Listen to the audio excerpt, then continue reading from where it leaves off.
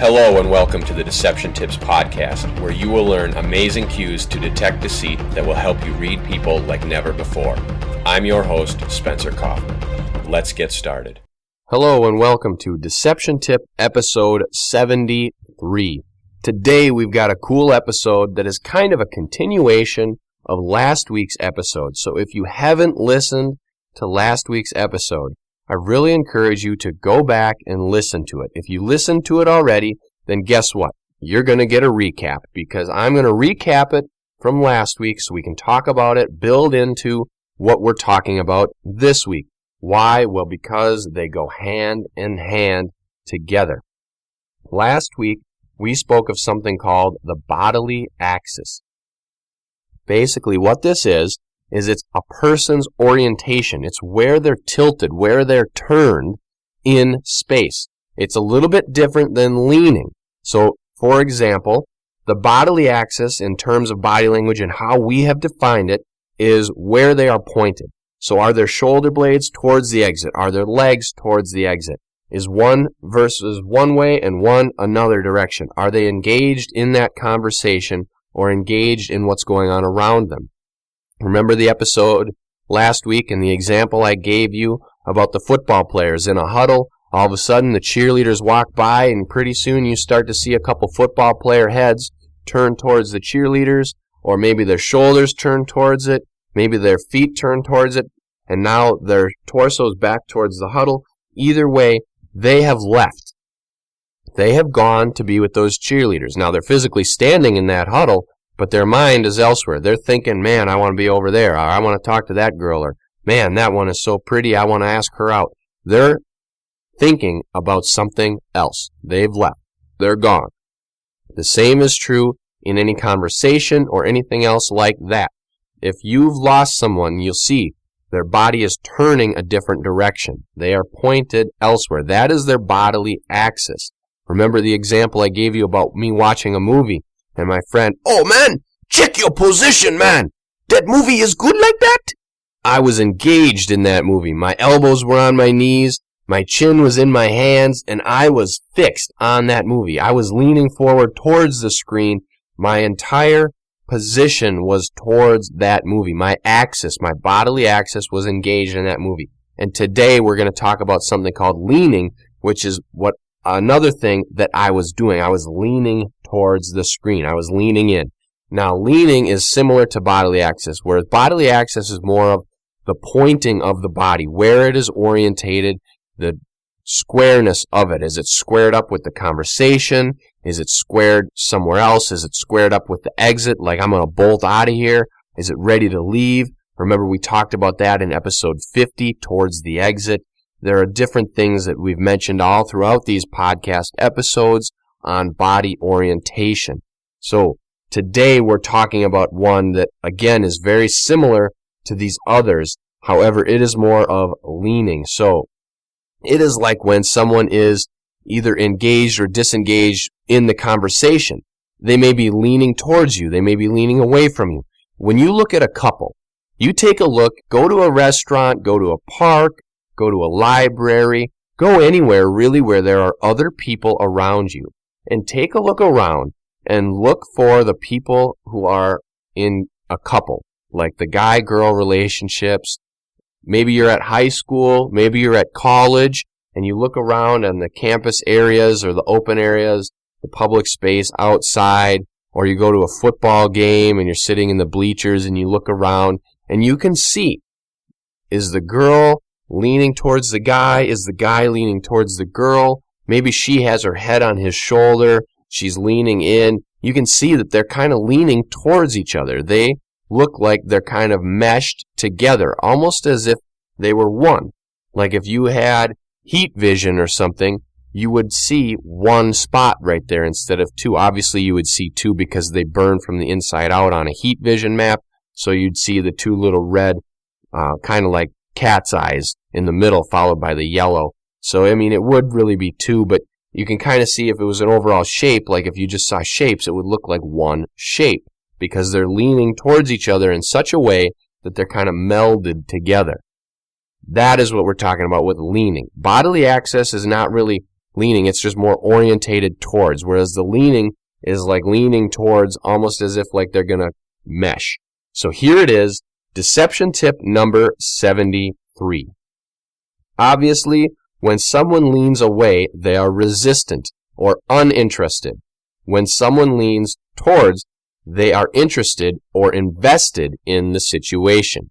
Here it is again, deception tip number 73. Obviously, when someone leans away, they are resistant or uninterested. When someone leans towards, they are interested or invested in the situation. All right, so here we go. We're going to break this down. We've got two directions that someone could lean.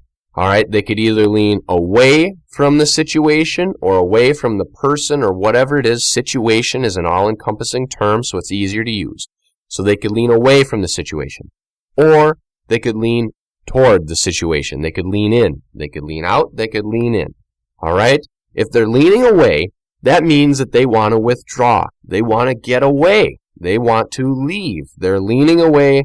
They've already started leaving. Next, you'll see their axis pointing. They're going to be going towards the exit. They're leaning away. Their bodily axis is pointing. Boom, they're gone. That's the pattern. That's the cluster.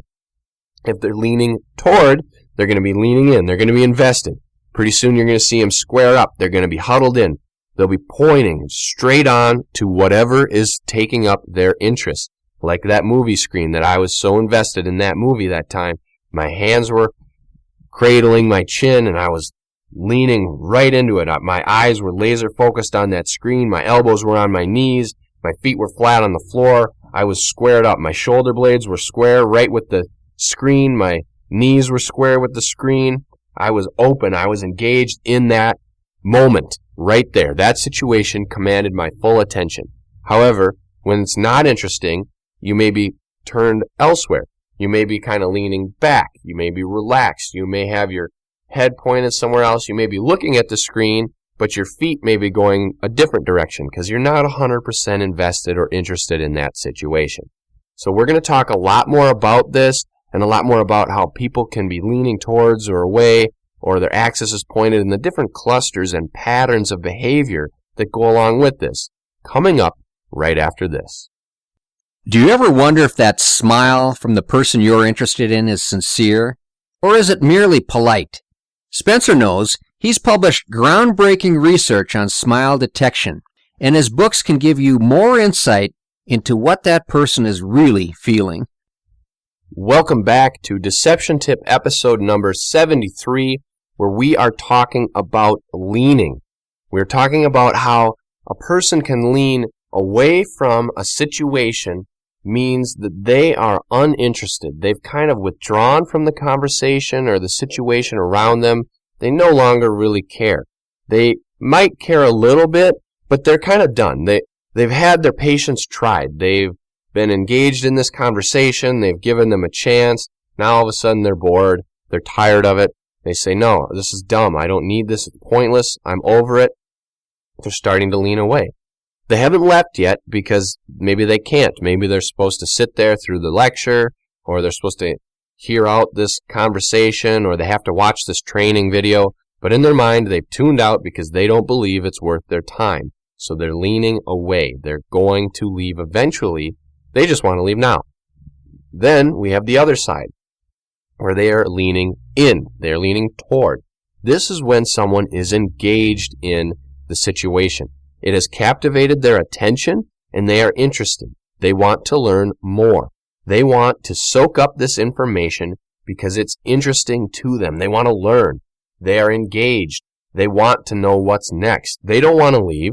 They are focused on whatever is going on, whether it's a conversation, whether it is an activity or a movie or some kind of a group thing. They are there.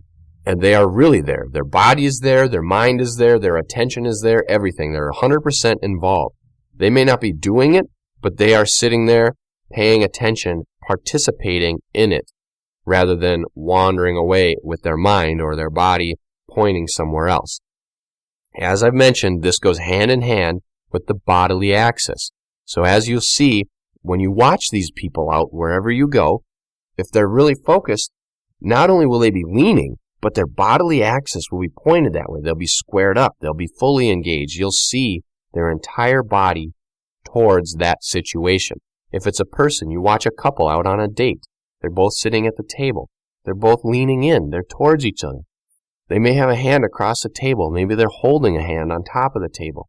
They're engaged with each other because they want to be there. Now, it could just be because they're super attracted to each other and they're hoping it might lead somewhere else, or it could be that they're generally interested in the topic.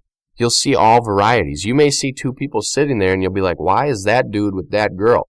Well, maybe whatever he's saying or whatever she's saying is so interesting that they are sticking out that conversation. They've overlooked whatever reason you see for them not to be sitting there together. Or perhaps there's something that you don't even know what's going on. Someone's blackmailing someone has a gun under the table. Who knows? There could be any other number of situations. You only know about 10% of what's going on, so keep that in mind. But body language can help you understand a lot more than that 10%, because you'll be able to look at the situation. You'll be able to see, all right, that dude is interested in her. She looks like she's checked out. However, there's something keeping her there because her legs are still squared up with that guy, but her mind is wandering. What's going on?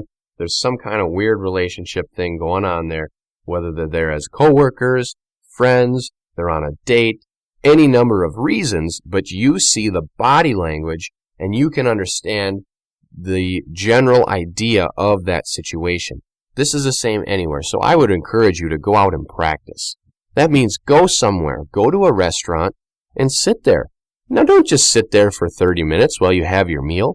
Go sit there, get something to drink, a lemonade or an iced tea. If you're cheap, you can get it with free refills, and just sit there for several hours. And if they boot you out because they need the table, happily leave. Don't worry about it. Go somewhere like even McDonald's, Applebee's, Arby's, anywhere. Sit there. Go over a mealtime so you can sit and watch other people and their interactions. In addition, go to public places, the park, the square. If you've got a fountain, a mall, the food court would be the best place to go in a mall, because now you don't need to worry about someone needing your table. You don't worry about getting kicked out. You don't need to have anything as far as food or anything like that, so it could be a free exercise. You could go there, sit there for several hours, and watch all these people and their interactions. You can not only look for leaning and bodily axis orientation, but you could look for all of these other gestures and patterns of behaviors that we've talked about. So that would be excellent. The mall is great. That's an awesome place for you to go and people watch. You can see all those other people and what they're doing and how they're interacting with each other. Coffee shop would also be good. Either way, get out there and practice, and start to notice it on yourself. When you're watching a movie, are you leaning in? Are you leaning away? Do you care about the movie? When you're engaged in conversation with other people, are you sitting there thinking like, oh my gosh, is this guy going to shut up? I got to get away. When can I talk to politely excuse myself? Or are you listening? Are you intent? Are you focused on that conversation? Pay attention to yourself. And when you think those things, because chances are you're going to know right away whether or not you are enjoying this conversation. You're going to think that, but then start to think about what you're thinking. Do a little introspection and say, all right, I want to leave this conversation. What's my body doing? Wow, look at this. I'm pointed toward the exit. My shoulders are away. I'm clearly not even responsive to whatever's going on. Start to notice that on yourself, on your own body. Then you'll start to see it on other people. Again, you got to notice these things on yourself. Think about what's going on in your mind and what's bringing on these behaviors. Then you can start to see them on other people, and you'll start to be able to understand what they might be thinking or what's going on in their mind, what they might be feeling when they are exhibiting those behaviors. So pay attention to all of that, to other people, to your own body language and your own thoughts, and use that as a form of empathy and caring about other people and what exactly they may be feeling. Not only about protecting yourself from lies, but also understanding other people as well. So I want to thank you for listening to this week's episode of the Deception Tips podcast. I hope that you'll share it with your friends, subscribe to the feed, check out the videos, the blog, and take a look at the books I have available. And as always, tune in next week for a new deception tip.